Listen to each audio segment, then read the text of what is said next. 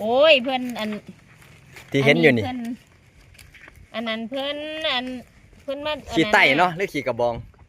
เดี๋ยวเขาไปเก็บเขาไปเก็บจากต้นนี้ยังครับต้นไม้ยังต้นกุ้งต้นสาดต้นกุ้งบ่มีต้นสาดต้นกุ้งมันจะมีเนาะตัวนี้เขาเอาไว้จุดไฟหรือว่าขี้ไต่เนาะภาคกลางเอิ้นขี้ไต่วิธีการเฮ็ดน้ำมาเนี่ยกับผสมยังบ่นี่แม่บ่ผสมยังเลยรับไปตากจากแดดนี่คือว่าจุดได้เลยจุดได้เลยใบนี่ก็ใส่ใบกุ้งบ่แม่นค่ะโอ้ใบกุ้งโอ้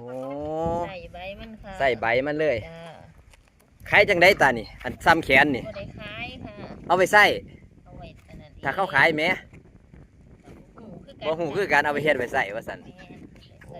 ภูมิปัญญาชาวบ้านเฮายังหลงเหลืออยู่ซั่นเก็บใส่ละตานี่อันขี้ตกนี่ขี้ไต่นี่โคกได้ละตานี่โคกได้มันมีนี่ค่ะอยู่หมองป่าสงวนเพิ่นพละหาว่าป่าสงวนโอ้ยป่าชุมชนว่าเอาง่ายโอเค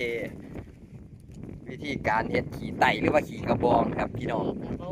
นี่คือไปเก็บมาจากต้นมันจะยดลงมานะครับเป็นยางใหม่จากต้นกุ้ง